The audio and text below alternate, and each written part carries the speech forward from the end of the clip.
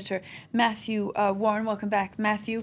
We've been talking, of course, about this extraordinary government shutdown in the United States. You've been looking at its economic impact. Yes, that's right. Of course, this, as you've been reporting, this ping-ponging of legislation between the Senate and the House of Representatives and ultimately failure to get an agreement means that these what are considered non-essential government services are now starting to be shut down. And the impact on the economy is really all about a matter of time. If it's very short run, probably not a huge impact, but others are estimating that anything 3 weeks or longer could see 1.5% knocked off the projected growth figure for these 3 months these last 3 months of the year. Well, Oliver Farry has been taking a look in this report.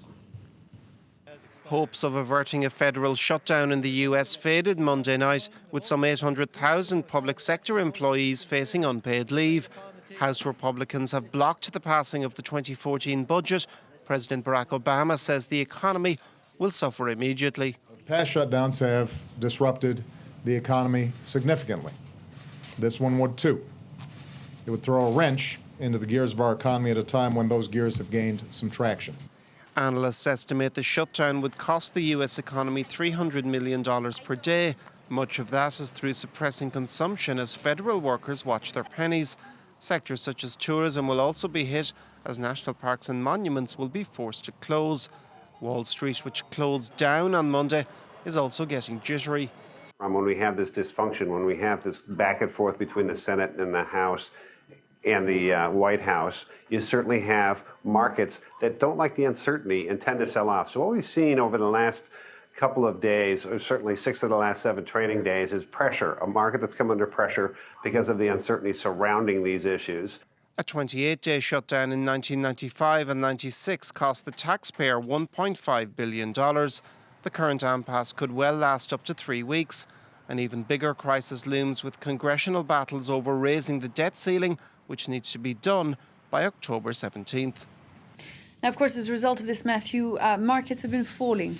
That's right. So in the US on Monday, we saw markets falling ahead of this. They were clearly anticipating this would happen. That's how the trading session closed on Monday. Meanwhile, in Asia, well, you might be a bit surprised to see that, in fact, there's green on what's going on in Asia. I can explain that in Japan, a sort of improvement in the economic outlook helping sentiment there. Also, some other news out of Japan. The GG News Agency reporting the sales tax there is going to increase to 8%.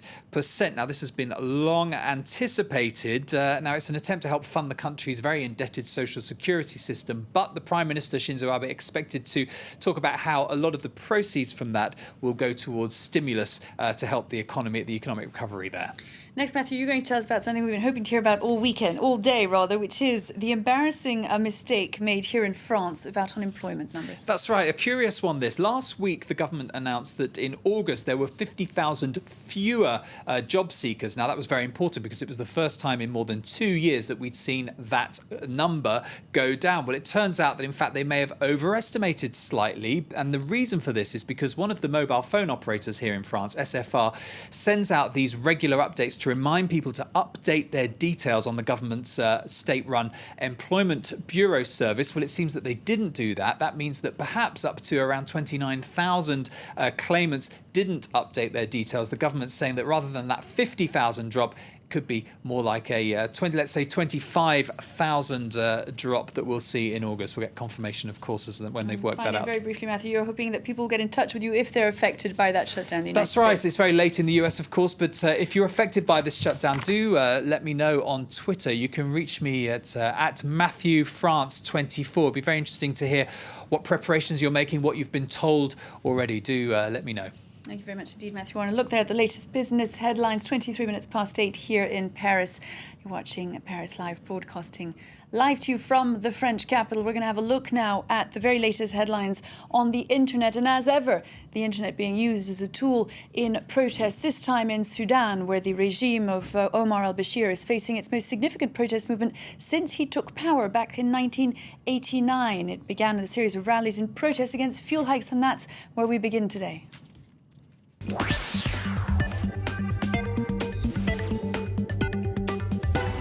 The The president of Sudan, Omar al-Bashir, promised to raise the minimum wage on Sunday in a bid to placate demonstrators who have been protesting for the past week, slamming the dramatic rise in fuel prices prompted by the government's decision to lift gasoline subsidies. As we can see in these photos posted online by pro-democracy activist group Girifna, the rallies were violently repressed by police.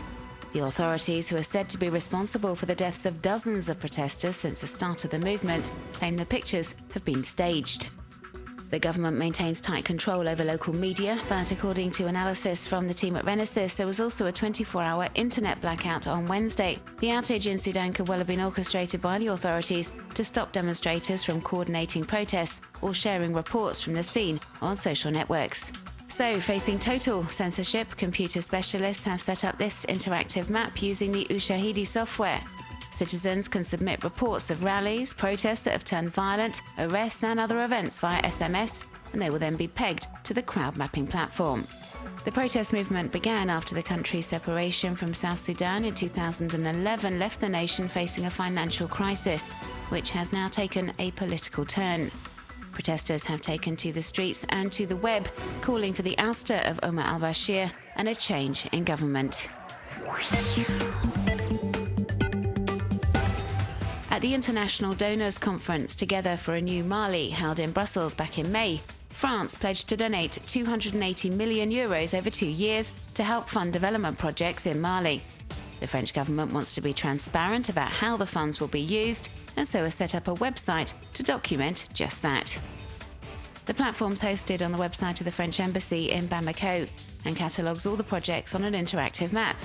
Infrastructure works in the water or electricity sectors, humanitarian aid for displaced people, and also the funding of educational projects. Any programme that costs over €100,000 is detailed on this summary table, which is regularly updated so that web users can follow the project's development.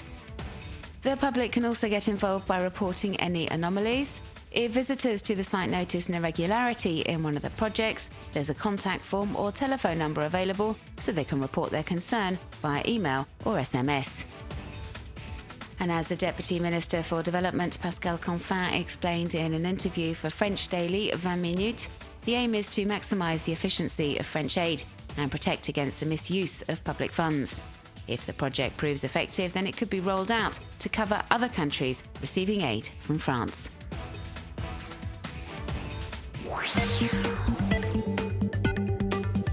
The final episode of the series Breaking Bad was aired on Sunday in the US, setting the web abuzz. Numerous companies have tried to cash in on the phenomenal success of the show that follows a chemistry teacher turned drug dealer by posting Breaking Bad related and inspired ads on Twitter. And it's not just the brand names trying to capitalise on the popularity of the series. The two main US political parties have also got in on the act, as we can see from the Republican and Democrat Twitter accounts. Take a look around the world's largest particle physics laboratory, the European Organisation for Nuclear Research, CERN, in Geneva, Switzerland, from the comfort of your own home. It's now possible thanks to Google Street View. Web users can explore the labs, the control centres and the huge advanced particle accelerators over 100 metres below ground. A fascinating project that will no doubt prove hugely popular with budding scientists everywhere. Here's a video for thrill seekers and adrenaline junkies. It's a new extreme sport and it's called jet surf.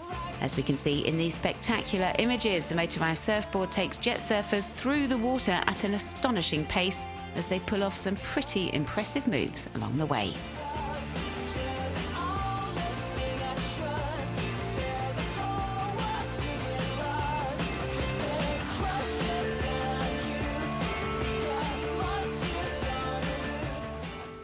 That was Web News. In a couple of minutes, the latest headlines.